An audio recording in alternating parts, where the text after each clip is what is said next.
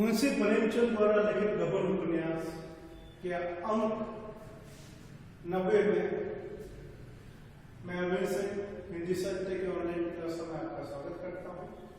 हमने BA first year की 14 क्लासें पढ़ी है। आज हम 15वीं क्लास पढ़ने वाले हैं। गबन उपन्यास हमारी 5 यूनिट का जो पाठ्यक्रम है उसमें पहला यूनिट है। ये कुल 52 अंकों में है। 232 पेज के आसपास, पृष्ठ के आसपास हमने 8 अंक पढ़े थे, जिसमें हमने देखा कि प्रयाग के गांव में दीनदयाल है, जमींदार के मुख्तार मुंशी का काम करते हैं। बेईमानी की कमाई होने के कारण, गरीबों के बददुए लगने के कारण इनकी पत्नी मानकी के 3 लड़कों का जन्म हुआ, लेकिन तीनों के अकाल मृत्यु हो जाती। इकलौती लड़की हुई जालफा, जो बचपन से आभूषण प्रेमी है। दीनदयाल द्वारा मानकी के लिए असली चंद्रहार लाने पर जालफा उसके लिए जिद करती है और माता पिता द्वारा समझाया जाता है कि ये चंद्रहार आपको ससुराल पक्ष द्वारा दिया जाएगा। जालफा इंतजार करती है कब वो बड़ी होगी, कब उसका विवाह होगा और कब उसे वो चंद्रहार मिलेगा। और यही विवाह संयोग और भाग्य का लेखा कि दीनदयाल के जो मित्र है दयानाथ, उनके बड़े लड़के रमानाथ के साथ तय होता है। दयानाथ द्वारा विवाह के समय चंद्रहार देना तय होता है, लेकिन रमानाथ की फिजूल खर्ची के कारण, पैसों का अपव्यय होने के कारण दयानाथ विवाह के समय चंद्रहार नहीं दे पाते और इसी से जालफा का हृदय टूट जाता है। जालफा कसम खाती है कि जब तक चंद्रहार नहीं मिलेगा वो गहनों को धारण नहीं करेगी। इधर दयानाथ के परिवार की स्थिति बड़ी विकट है, दयनीय है। पूरा परिवार कर्जे में डूबा हुआ। दयानाथ द्वारा न तो रिश्वत ली जाती है और रमानाथ द्वारा न ही पैसे कमाने के लिए नौकरी की जाती है। उल्टे रमानाथ जी जो अपनी पत्नी से बहुत प्रेम करते हैं, वो उसी के गहनों की चोरी कर लेते हैं और उनके पिता दयानाथ न चाहने के उपरांत भी उन गहनों को बेच के आ जाते हैं। जालफा की स्थिति दयनीय हो जाती है। वो मानसिक रोग से पीड़ित निराशा के दौर में डूब जाती है, डिप्रेशन का शिकार हो जाती है और पति द्वारा समझाने पे वो उनको धमकी देती है कि अगर ससुराल पक्ष के द्वारा चंद्रहार नहीं दिया गया तो वो अति शीघ्र ससुराल को छोड़ देगी, घर त्याग कर देगी, घर को छोड़ देगी। समाज में बदनामी का डर, जालफा की स्थिति का डर, अपनी गलती का पछतावा, इन सब के कारण रमानाथ नौकरी की तलाश करता है और रमानाथ के जो रईस अमीर मित्र हैं, रमानाथ उनके पास जाता तो है, लेकिन संकोच के कारण उन्हें नौकरी के बारे में बात नहीं करता।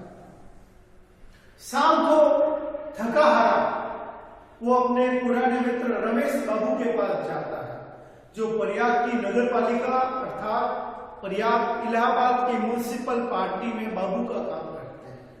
रमेश बाबू और रमानाथ के बीच समानता ये है कि दोनों शतरंज खेलने के बहुत ज्यादा शौकीन हैं। रमानाथ अपना दुख, मन की व्यथा हल्की करने के लिए, किसी को बताने के लिए रमेश बाबू के घर चला जाता है, जहां पर वो पूरी रात दोनों मिलकर शतरंज खेलते हैं। यहां तक हमने देखा कि 90 एपिसोड तक रमानाथ का जो कैरेक्टर है वो हमें थोड़ा प्रभावित करता है, लेकिन हमें ये भी मानना पड़ेगा कि उपन्यास का नायक होने के बावजूद ये उपन्यास में एक नकारात्मक चरित्र के रूप में सामने आता है, जो उच्च शिक्षाधारी है किंतु फिर भी बेरोजगार है। बेरोजगार होने के उपरांत भी ये ईमानदारी से कोई कार्य नहीं करना चाहता, ये पूर्णतया बेईमान है। पत्नी से प्रेम रखता है किंतु धोखेबाज होने के कारण अपनी पत्नी के ही गहने चोरी कर लेता है उधार चुकाने के लिए। आपने ये देखा कि उधारी क्यों चढ़ी? रमानाथ की फिजूल खर्ची के कारण। क्योंकि ये फिजूल खर्च करता है, धन का अपव्यय करने वाला है, अपव्ययी व्यक्ति है। साथ ही ये बहुत ज्यादा दिखावा पसंद है। रईस दोस्तों के साथ रहता है, उनकी संगत का असर है कि वह भी दिखावा करना प्रारंभ करता है। ये सब विशेषता हम देखते हैं रमानाथ की शादी के पहले की, शादी के कुछ समय उपरांत की।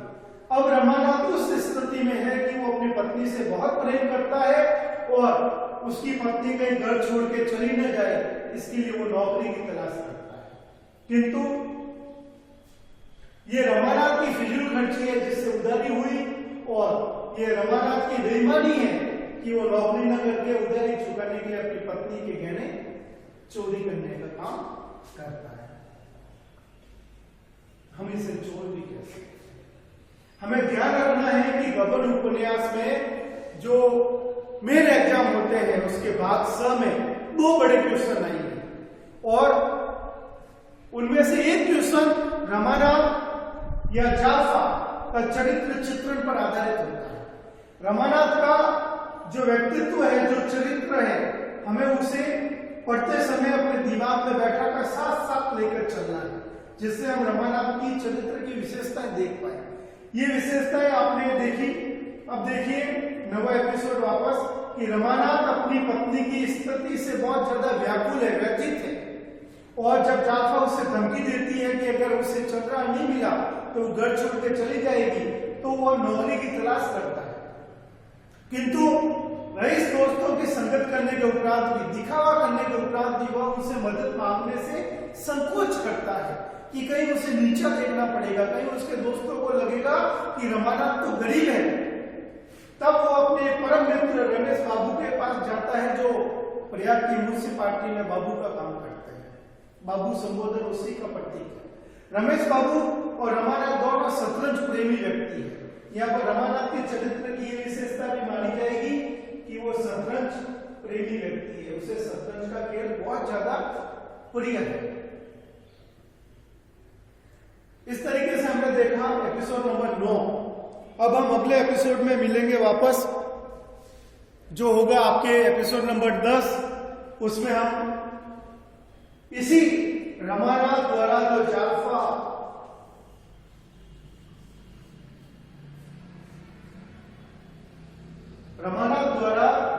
की चिंता करने के कारण जो नौकरी की तलाश की जा रही है, क्या वो पूरी होगी? उसे नौकरी मिलेगी या नहीं मिलेगी? नौकरी मिलेगी तो किसके सहयोग से और कहां पर मिलेगी? और क्या रमानाथ इन नकारात्मक चीजों को छोड़कर एक अच्छा व्यक्ति बनेगा, या ये नकारात्मक चीजें रमानाथ को छोड़ने वाली नहीं है? अगली क्लास में मिलता है।